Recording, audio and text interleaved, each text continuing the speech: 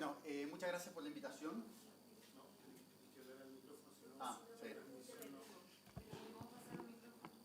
Si hubiera un micrófono portátil sería ideal, pero si no... Soy más inquieto. Perfecto. ¿Se escucha ahí? Hola, hola. Ya. Bueno, me han invitado a hablar de lo que es esta genealogía de una crisis y justamente lo que quiero plantear es que esta crisis no es una crisis como a veces se pretende, que surge por una Corte Suprema, por así decirlo, desubicada, que se le ocurre de repente fallar algo, o un tribunal constitucional que se le ocurre algo, sino que es una crisis que se ha venido incubando por décadas, muy probablemente desde el comienzo mismo del sistema de salud. No es una crisis en sentido coyuntural, sino estructural. Es una crisis que está relacionada íntimamente con la forma en la que fue diseñado el sistema. Es una crisis que debida fundamentalmente a que el sistema ISAPRES carece de lógica sanitaria y falta mecanismos que promuevan la eficiencia en el gasto. Y la incubación de esta crisis son las décadas previas, donde ha habido necesarias reformas que han sido sistemáticamente postergadas en diferentes gobiernos. La crisis se pone al descubierto con los fallos del Tribunal Constitucional, pero no es causada ni por la Corte Suprema ni por el Tribunal Constitucional. Para entender el origen de esta crisis hay que ver cómo se origina el sistema de ISAPRES. El sistema de ISAPRES se origina como un apéndice del sistema de AFP. La dictadura se embarca al comienzo de los 80 en un plan de 7 transformaciones, dentro de los cuales la primera será la privatización del sistema de pensiones. Si bien, obviamente, una dictadura, no había congreso, había restricciones a la libertad de prensa, igual existe un debate bastante intenso dentro de las comisiones legislativas y dentro de la misma Junta respecto a este sistema. Y de hecho hay mucho temor, por ejemplo, lo expresa el mismo Pinochet, respecto a qué sucederá con los recursos de la AFP, cómo serán los resultados de estas pensiones, y hay bastante oposición interna. ¿Cómo se termina zanjando esta oposición interna? Por la vía de permitir que el Ejército, las Fuerzas Armadas, tengan un sistema de seguridad social distinto al que se está proponiendo para el resto de la población. Lección aprendida, dirán. Y entonces, ¿qué hace el equipo de Miguel Kast, que lidera estas 7 transformaciones desde Mideplan? Decide, mire, queremos bypassear el debate. Vamos a hacer que el debate no sea, que haya aún menos debate del que hubo para la AFP. Entonces, en dictadura se legislaba a través de 4 comisiones legislativas. La comisión legislativa de la FACH era la que veía justamente los temas de salud. Entonces, un proyecto que creara un sistema nuevo de salud debería pasar a través de la comisión legislativa de la FACH. ¿Qué se hace en este caso? Se opta por preferir que el proyecto de reforma o que crea las ISAPRES pase a través de la Comisión de la Armada. ¿Y cómo se hace esto? Con una pequeña astucia, una pequeña triquiñuela.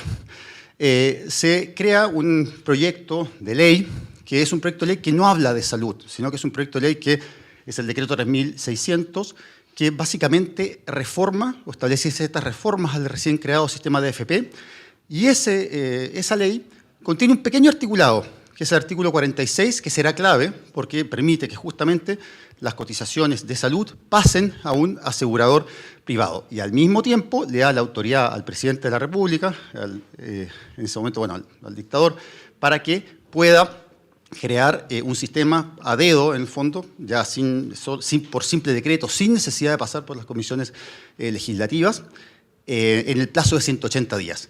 Entonces, se evita totalmente el debate, incluso el más restringido que existía en ese momento, y se permite legislar absolutamente por decreto sin ni siquiera pasar por la mínima instancia legislativa que existía en ese entonces. En ese contexto aterrizan 2 personas. El primero es una persona que jugará más bien un rol simbólico, que será Hernán Rivera. Usualmente la dictadura hacía esto, o sea, Pinochet ponía a alguien que era más bien simbólico de ministro y el verdadero trabajo de fondo lo hacía el subsecretario. Hernán Rivera se pregunta, bueno, ¿por qué llega acá? No lo sabe. Dice que no tenía experiencia en salud, no tenía conocimientos de salud, pero según él se logró poner al día en un año. Llega después el subsecretario. El subsecretario es un joven, Hernán Vigi, 31 años, sin estudios específicos en salud, sin conocimiento del sector salud. Tampoco había hecho ni siquiera su tesis en salud, de hecho había hecho su tesis en minería, pero llega al sistema de salud y no tiene problemas para en 180 días hacer la reforma de salud más importante, nos guste o no, que ha tenido el sector salud desde la creación del Servicio Nacional de Salud en 1952. Entonces, este debate, se redacta el decreto que crea las ISAPRES absolutamente a puertas cerradas, es decir, no se consulta a expertos internacionales, no hay registro de esas consultas, tampoco se consulta a la comunidad, apenas es consultado el colegio médico, cuya opinión, la verdad, directamente no es considerada, y vía decreto, sin siquiera tener un debate interno, se logra la creación del sistema ISAPRES. ¿Cuál es el fundamento de este sistema?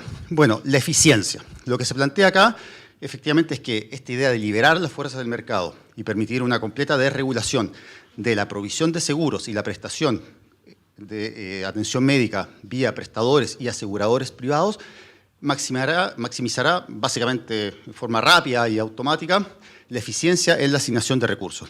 Como sabemos, y como la misma Carolina Velasco lo descubrió recientemente, la simple desregulación de la prestación y del aseguramiento en salud no promueve inmediatamente, la asignación más eficiente de los recursos. Eso no es real, no era real con la evidencia disponible en 1980, a pesar de que recién en los 60 se empieza a desarrollar la economía de la salud como ciencia, tampoco es real hoy, donde sabemos que si no hay regulación, si no se regulan mecanismos de pago, lo que se promueve son muchas veces prestaciones de salud innecesarias o gastos inflacionarios o selección de pacientes. Entonces, el problema del sistema está en su origen, y en su origen no tiene elementos que promuevan la eficiencia. Por un lado, todo es pago por prestaciones. La evidencia es abrumadora respecto de que si yo simplemente le pago a un prestador por hacer exámenes, lo que va a hacer son más exámenes. Si le pago por hacer atenciones médicas, va a ser simplemente más atenciones médicas. Es decir, si no hago un pago que pretenda resolver un problema, es decir, un pago con una lógica sanitaria, solo aumentaré el gasto sin aumentar la eficiencia de la asignación de recursos. El sistema se crea sin un sistema de atención primaria, es decir, no tiene un énfasis en medicina preventiva, no existe un filtro para la atención de subespecialistas, y por ejemplo, si una persona desea hacer 10 consultas con un gastroenterólogo, aunque no tenga necesidad médica de esta atención, esas consultas serán financiadas. Evidentemente no existen, entonces, en el sistema, desde su origen, incentivos para la eficiencia. También esta multiplicación de seguros también multiplica el gasto administrativo, que se dispara. Y de hecho, en un comienzo el sistema tiene gastos administrativos tan altos como el 20%. Gastos que han bajado, pero que aún no son extremadamente altos y corresponden al 11,7% en las ISAPRES, que duplica el gasto de los seguros sociales alemanes y duplica el gasto, por ejemplo, de las mutuales, que son seguros privados que funcionan en Chile. También tiene un problema de ausencia de lógica sanitaria. Es decir, el sistema, y esto es bastante impresionante, fue creado sin cobertura catastrófica. Es decir, la cobertura tenía un límite y si la persona necesitaba o estaba más enferma, eso no se cubría. Es decir, existía la paradoja de que el seguro te daba la menor cobertura cuando tenías la mayor necesidad. Podían ser terminados unilateralmente. Es decir, el ISAPRE podía decidir cuándo se terminaba el seguro. El sistema nunca, en su origen, se le incluyeron metas sanitarias, es decir, por ejemplo, porcentaje de personas que tenían que estar con buena cobertura de la diabetes, personas que tenían metas de tratamiento de obesidad, es decir, no había ninguna meta sanitaria. También es un sistema que se enfrascó en una intensiva selección de usuarios, es decir, si bien promovía la libertad, la única libertad en la práctica fue la de las ISAPRES para elegir a los pacientes, que podían efectivamente elegir a los pacientes, como lo veremos más adelante, más sanos, en general, hombres y con menor carga de enfermedad. Y escasa fiscalización. La creación de la AFP fue bastante debatida en forma interna y llevó finalmente a que la AFP, de hecho, tuvieran desde su comienzo una superintendencia. No así en salud, donde se crea un sistema que no tiene una superintendencia y, de hecho, en un comienzo, los conflictos entre los afiliados y el seguro tenían que ser resueltos en tribunales, donde evidentemente existe una asimetría de recursos, asimetría de conocimiento, que impedía que estos conflictos entre el seguro y el asegurado se pudieran resolver adecuadamente. Entonces se crea en 1981 un sistema de salud que yo lo llamo el dios Jano. El dios Jano es un dios que tiene dos caras, entonces en una cara nos decía, mira, yo soy seguridad social, pero no era seguridad social. La verdad, era un seguro que te discriminaba según, si tenías enfermedades o no, que decidía qué cubrir o no, que tenía un énfasis en seleccionar a los sanos versus prevenir la enfermedad y tratar a los pacientes enfermos. Entonces, el sistema, a pesar de esta regulación, tuvo un comienzo difícil. Recordemos que 1982 es el momento de una crisis severa, la más intensa represión que se realizó entre 1982 y 1986, coincide con ese periodo.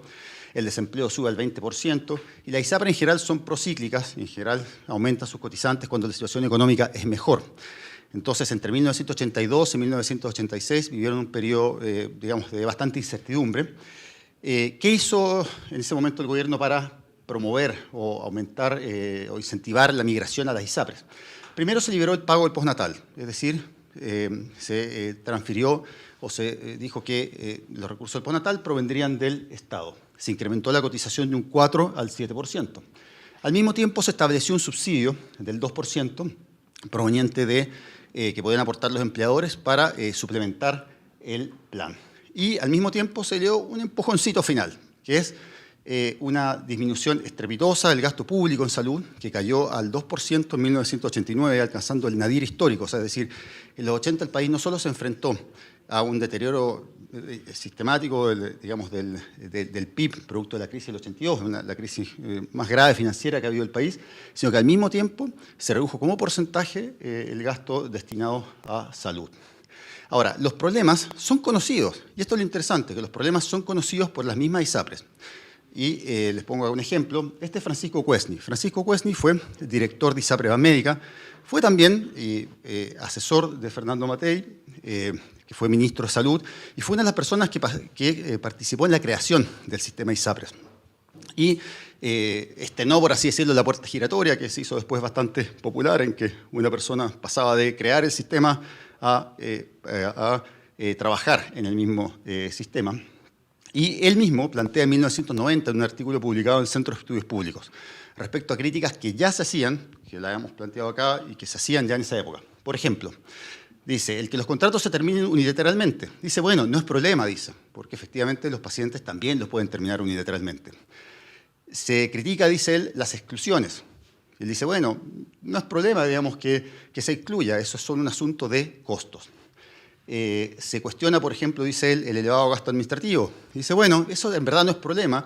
Mientras haya satisfacción en los usuarios, dice, lo que se gaste en gasto administrativo no es relevante. Entonces, estos problemas estructurales de las ISAPRES eran conocidas por las mismas ISAPRES, pero no eran tematizados, es decir, no se los evidenciaba como problema y se lo transmitía incluso como una fuente digamos, de tranquilidad o de que todo estaba realmente bien.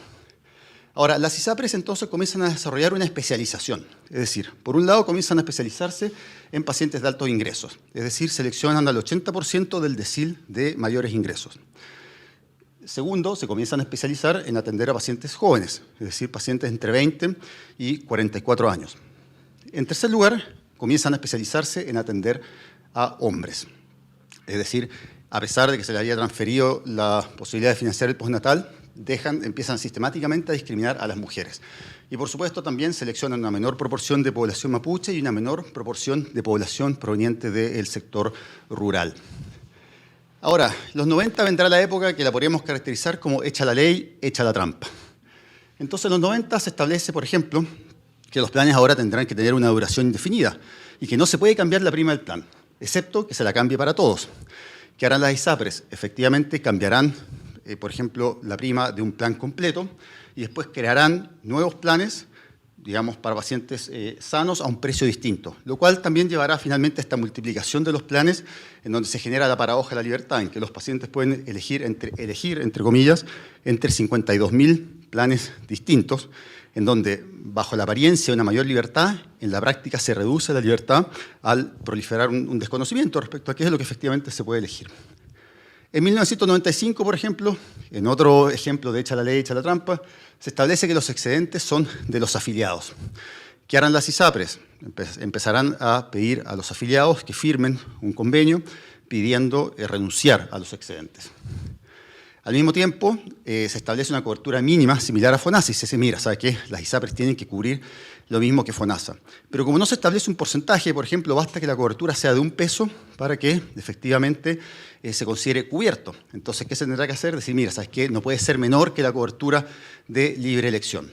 Por cierto, los elementos clave, críticos del sistema siguen sin ser enfrentados. Es decir, elementos que promuevan la eficiencia, como crear un sistema de atención primaria, establecer un pago por resolución de problemas versus un pago por problema resuelto, no se enfrentan. Tampoco se generan desincentivos a la selección, como sería, por ejemplo, la creación de un fondo de compensación. Ahora, evidentemente no parece haber muchos incentivos. Son años de millonarias ganancias.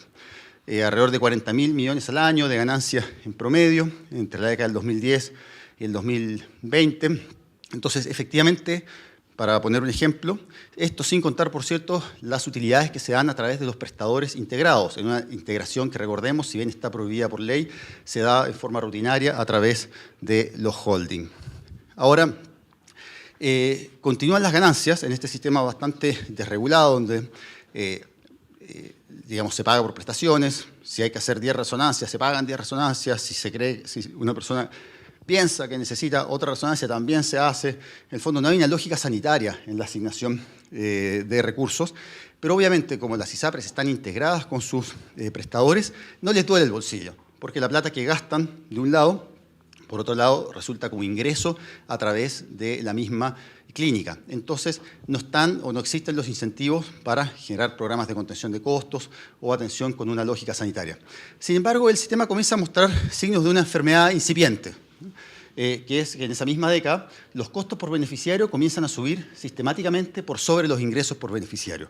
Es decir, es un sistema que a pesar de que puede subir los planes prácticamente sin límite, con muy poca regulación, y que ha usado sistemáticamente ese elemento como su mayor estrategia de financiamiento, es decir, aumentan los costos, subo los planes, aumentan los costos, subo los planes, aumentan los costos, subo los planes, prácticamente sin límite, sin adoptar mecanismos de contención de costos, incluso esa estrategia le comienza a fallar y comienzan a aumentar los costos por beneficiario. En ese contexto llega el fallo del Tribunal Constitucional, que el fallo del Tribunal Constitucional, ¿qué hace? Simplemente resuelve esta dicotomía del dios-jano y dice, mira, ¿sabes qué? Esto de verdad es un seguro social, esto no es un seguro de autos, es decir, las personas no las estamos asegurando simplemente por su riesgo, sino que están contratando un seguro de salud que es financiado con la seguridad social y que debe tener una lógica de seguridad social. Esto, al principio las ISAPRES no toman nota de esto, existe un aumento de la litigación, pero discreto, pero que aumenta sostenidamente en personas que litigan ante las Cortes de Apelaciones para, en base al fallo del Tribunal Constitucional, bloquear las alzas de los planes. Pero esto se dispara, o sea, llegan a 374.000 litigios el año 2019, llegará el año 2022 a ser 600.000 litigios, que corresponden al 80% de todos los recursos de apelaciones, o sea, de todos los recursos judiciales presentados ante las Cortes de Apelaciones. Es decir, la enfermedad se dispara y ya no sale de la ISAPRE, sino que desborda a los tribunales, que son desbordados de verdad por estas causas judiciales. Para entender un poco la magnitud, recordemos que estamos hablando de un sistema que tiene 3 millones de afiliados, 3 millones de personas que se atienden y alrededor de 1.200.000 cotizantes. O sea, era un sistema que se estaba convirtiendo en la judicialización, es decir, el paciente en una lucha constante contra su seguro se estaba convirtiendo en la forma de vivir, en la forma de funcionar del sistema de salud. Y desgraciadamente es difícil concebir que un sistema de salud pueda ser viable si funciona en una oposición, en una lucha constante contra sus afiliados como una forma rutinaria de funcionar. Las alarmas, por supuesto, se encendieron hace rato. Ya el 2010, cuando llega Piñera, se crea la comisión Illanes, que propuso cambios bastante estructurales.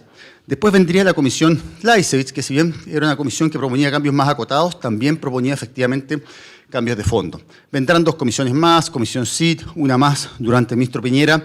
Todas, la verdad, propusieron cambios de fondo. O sea, las alarmas, las señales, las luces rojas, acá estaban encendidas hace rato. La ISAPRE, mientras tanto, bueno, en Júpiter, diría yo, ¿no? Por ejemplo, el director de la Asociación de ISAPRES nos decía, mira, ¿sabe qué? El problema son los enfermos. Es decir, acá no somos nosotros el problema, sino que el problema es que nos están llegando personas enfermas. Por cierto, las reformas más elementales, incluso reformas propuestas por el mismo sector que tradicionalmente había defendido a las ISAPRES, son rechazadas por parlamentarios también vinculados a las ISAPRES. Entonces, efectivamente, hubo una imposibilidad de legislar incluso cosas mínimas que ya habían sido advertidas por 4 comisiones de salud. Entonces, en ese contexto, llega el fallo de la Corte Suprema, que es, por así decirlo, un complemento del fallo del Tribunal Constitucional, y que dice, mira, ¿sabes qué? Esta tabla, esta idea de que cada persona litiga un alza individual cada año, en verdad, Esto no es un problema de distintas personas individuales litigando, sino que es un problema del sector salud completo. Y lo que tenemos que hacer acá es que la tabla de factores, que efectivamente termina con la discriminación entre hombres y mujeres, que establece aumentos más acotados según edad en el precio de los planes, tendrá que ser la tabla que use todo el sistema de salud. Eso involucrará también devolución de cobros realizados en exceso por el no uso de esta tabla. Entonces, en ese momento, bueno, es el momento del Titanic, ¿no? Entonces, si bien en este caso las alarmas venían sonando hace rato, uno podría decir que el fallo del Tribunal Constitucional es como el choque contra el iceberg, en donde efectivamente las ISAPRES se enteran, ahora sí, de que el problema es serio. Entonces, ¿qué es lo que hacen? Bueno, no comienzan a implementar mecanismos de contención de costos, como sistemas de atención primaria, mecanismos de pago por resolución de problemas, sino que comienzan a hacer postergaciones de pagos para hacer caja para pagar estos excesos que tendrán que devolver. Entonces, las postergaciones de pagos, ¿qué significan? Postergación en pago de licencias, significa corte de convenio con prestadores, significa al mismo tiempo una fuga de afiliados que comienzan masivamente, y como lo mostraba Camilo Cid, a ir a FONASA y optar por esta opción de un seguro público con un seguro privado de segundo piso. Entonces, ¿qué es la crisis? La crisis no es simplemente el fallo.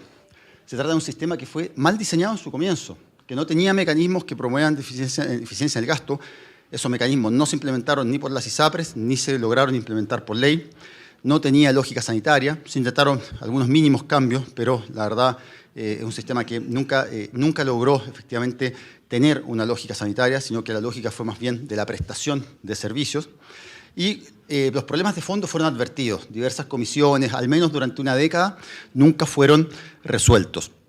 Entonces, ¿qué es lo que viene? Bueno, y con esto termino. Dice, sin reforma, FONASA se va a convertir en un seguro nacional por accidente. Y eso creo que tampoco es bueno. Creo que acá tampoco hay que caer en idealizar a FONASA. FONASA es un seguro que tiene problemas, es un seguro que no tiene un director autónomo, no es un seguro jugado por sus pacientes, es decir, parece ser más como el brazo de financiamiento del Estado, pero no un seguro empoderado que ponga a los pacientes y que esté preocupado, por ejemplo, de si a un paciente no se le cumple su garantía en algo, por ejemplo, que no es GES, no se lo ve al seguro, en ese sentido, empoderado, y hay reformas que se pueden hacer. Me tocó a mí colaborar en una comisión también de reforma de FONASA, y creo que eso efectivamente es algo que se debería intensamente priorizar. Creo que las ISAPRES no pueden ser salvadas en su forma actual, porque lo vimos, tienen problemas de diseño de origen. Es decir, el simple hecho de establecer una ley corta, darles mecanismos de pago, no va a resolver esos problemas. O sea, los problemas de FONASA los problemas de la ISAPRES no son la necesidad de devolver excesos, sino los mecanismos de pago, los mecanismos de financiamiento, son problemas estructurales ligados a cómo funcionan las ISAPRES.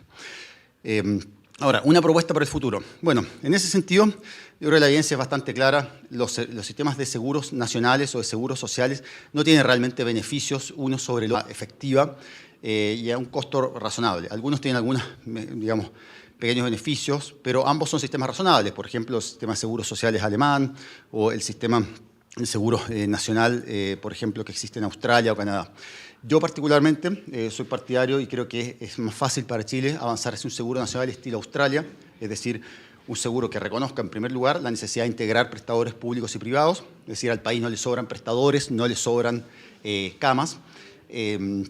Creo que es necesario mantener la complementariedad público-privada, pero esa complementariedad público-privada, como lo mostró la misma pandemia, no necesariamente significa mantener a las ISAPRES en su forma actual. Se puede implementar un sistema como el australiano, donde existe un seguro nacional, y que creo que en ese sentido Chile tiene un muy buen pie, porque efectivamente ya FONASA atiende al 82%, o sea, bastaría y sería bastante más sencillo sumar a otro 18% que tenga a FONASA como cobertura basal y que efectivamente pueda sumar seguros complementarios o suplementarios para cubrir copagos o cosas que no estén cubiertas en FONASA.